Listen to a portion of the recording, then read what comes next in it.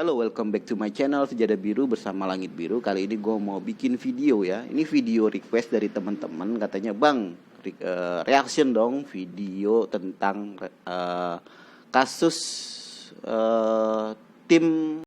timnas kita di ajang bulu tangkis di All England ya. Jadi All England ini ajang bergengsi olahraga bulu tangkis di dunia ya. Jadi tier tertingginya lah All England ini gitu ya, karena udah tua nih. Jadi di dalam berita dinyatakan kalau tim Indonesia itu dipaksa mundur ya. Jadi banyak warga negara kita, netizen kita ini menyerbu, salah satunya ini ya, salah satunya adalah akun official BWF ya, Badminton World Federation. Jadi ini adalah federasi internasional untuk yang membawahi ajang-ajang pertandingan bulu tangkis di dunia ya. Dan juga ada satu lagi akun Instagram All England yang kabar beritanya sudah hilang. Nggak tahu ini apa hubungannya mungkin dengan netizen Indonesia yang kalian tahu agak barbar ya.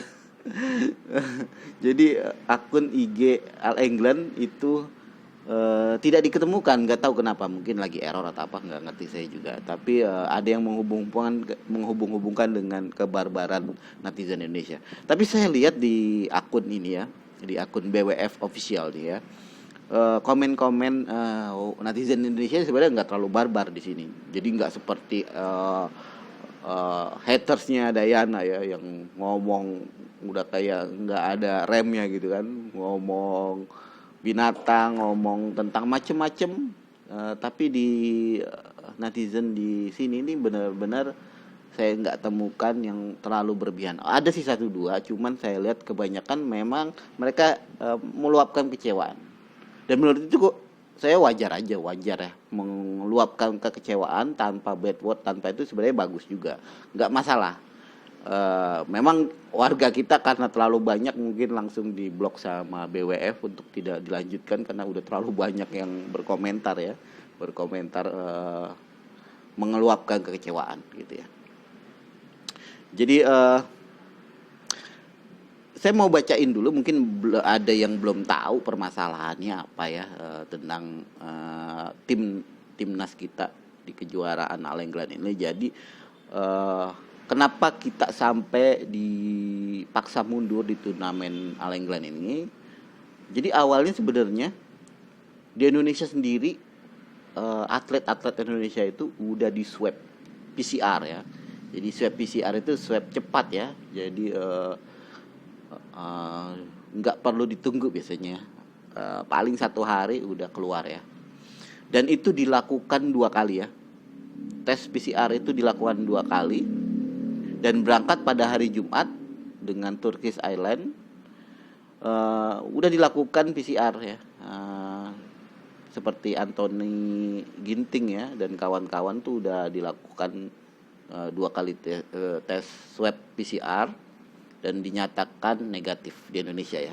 Dan sampai di Birmingham, tempat kota dilaksanakannya All England, dan sempat dilakukan swab test PCR juga di Birmingham ya pada hari Sabtu dan dinyatakan negatif setelah menunggu sekitar 12 jam dia dikarantina dan hasilnya keluar negatif. Malah setelah itu mereka diizinkan untuk latihan di pusat kebugaran ya. Nah pada saat itu juga pada tanggal 17 menjelang mau bergulirnya pembukaan All England. Jadi rentang waktunya agak lama nih. Dia tiba sekitar 17, berarti ada 4 hari mereka berada di Birmingham ya, dan udah melakukan latihan kebugaran. Nah tanggal 17 itu sebelum dibuka itu muncullah kasus positif COVID dari kubu India, Thailand, dan Denmark. Nah, situasi itu membuat penyelenggara menunda All England dan melakukan tes ulang terhadap atlet maupun tim official yang hasil tesnya diragukan. Nah setelah meeting dan memang atlet-atletnya merasamnya ada yang kelihatan aman gitu ya, mereka melakukan pertandingan di hari itu juga, tanggal 17 ya. Jadi tanggal 17 pas siang dan malam itu dilakukan pertandingan dan Indonesia masuk ke dalam pertandingan itu. Tim-tim Indonesia bahkan kita memastikan langkah untuk maju ke babak 16 setelah Jonathan Christie, Marcus Fernandi, Gideon, Kevin Sanjaya dan Muhammad Ahsan Hendra Setiawan itu menang ya melawan lawan-lawan mereka. Jadi kita dipastikan masuk ke babak ke 16 besar ya. Jadi kasusnya terus bergulir dan tiba-tiba Indonesia dites ulang lagi dan dinyatakan positif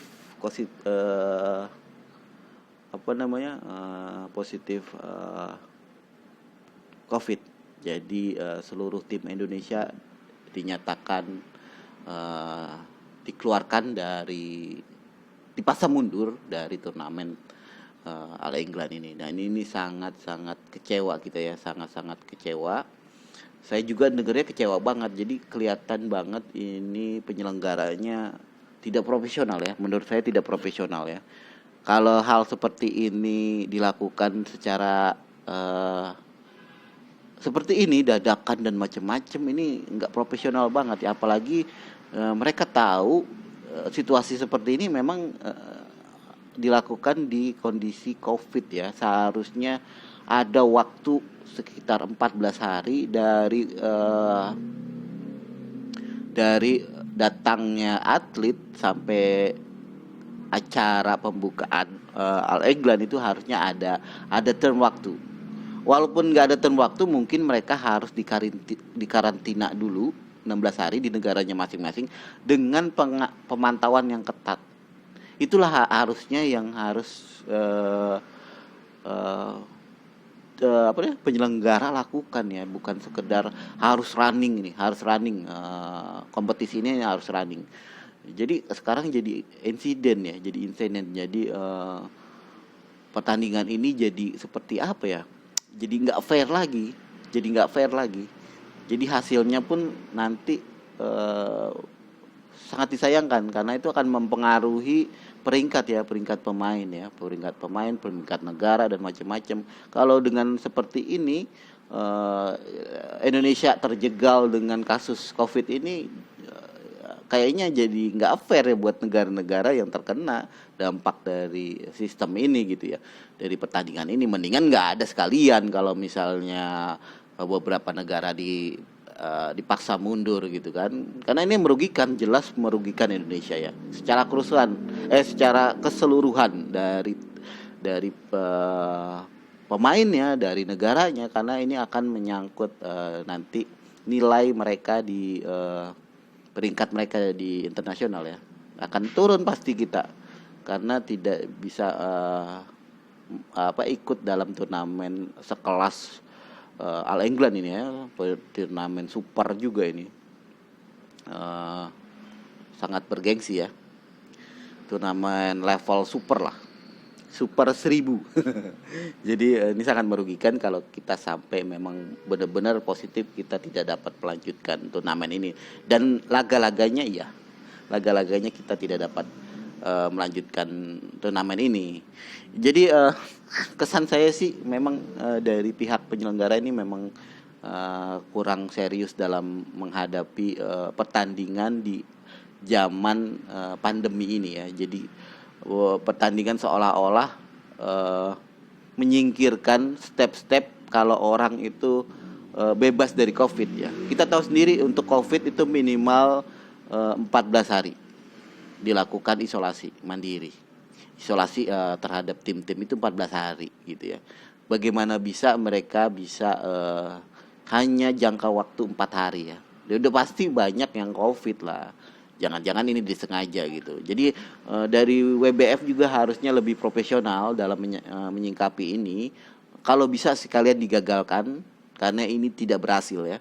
Jadi pertandingan ini tidak berhasil. Ini kayaknya pertandingan pertama ya setelah era pandemi ini ya untuk selevel Super 100 ini ya. Jadi saya rasa ini jadi pembelajaran buat BWF untuk melakukan turnamen lagi di next waktunya, di lain kali gitu ya. Untuk benar-benar memperhatikan permasalahan kesehatannya gitu. Jadi yang kita tahu kan 14 hari itu menunggu COVID itu bereaksi. Kalau cuma tes itu kan tes pada saat itu gitu ya. Pada saat itu kalau misalnya dia terkena COVID itu nggak bakal terdetek. Belum gitu, belum bereaksi gitu virusnya. Tapi virus akan bereaksi setelah 14 hari. Nah, setelah 14 hari mereka diisolasi baru dites PCR, baru ketahuan itu banyak yang ketahuan pasti. Nggak seperti sekarang baru 4 hari di PCR nggak bakal ketahuan kan. Karena PCR-nya one time kan saat itu. Ketika 4 hari kemudian dites PCR lagi udah pasti banyak yang kena. Karena di tes pertama itu kan nggak mungkin kedetek, mungkin dia baru kena misalnya gitu. Tapi kalau misalnya udah minimal 14 hari atau 10 hari lah, nanti itu kan di sana udah pasti tenaga kesehatannya lebih pintar ya dari kita. Kenapa bisa seperti ini? Ini namanya menggagalkan beberapa negara karena nggak hanya Indonesia yang terkena dampak ini ya. Jadi itu aja komen saya, reaksi saya terhadap kisruh di dunia bulu tangkis Indonesia dan internasional justru ya. Ini mudah-mudahan BWF mau berbesar hati ya, menerima kekurangan mereka dan menyatakan memang ini ada ketidaksiapan penyelenggara dalam hal seperti ini ya, karena ini baru dilakukan satu kali ya di ajang sebesar All England ini. Jadi gitu aja pendapat gue. Jangan lupa like, comment, dan subscribe. Oh ya, jangan lupa kalau misalnya saya salah menyebutkan apapun itu, kalian bisa koreksi di komentar, tapi dengan baik-baik ya. Oke, bye-bye. Wassalamualaikum warahmatullahi wabarakatuh.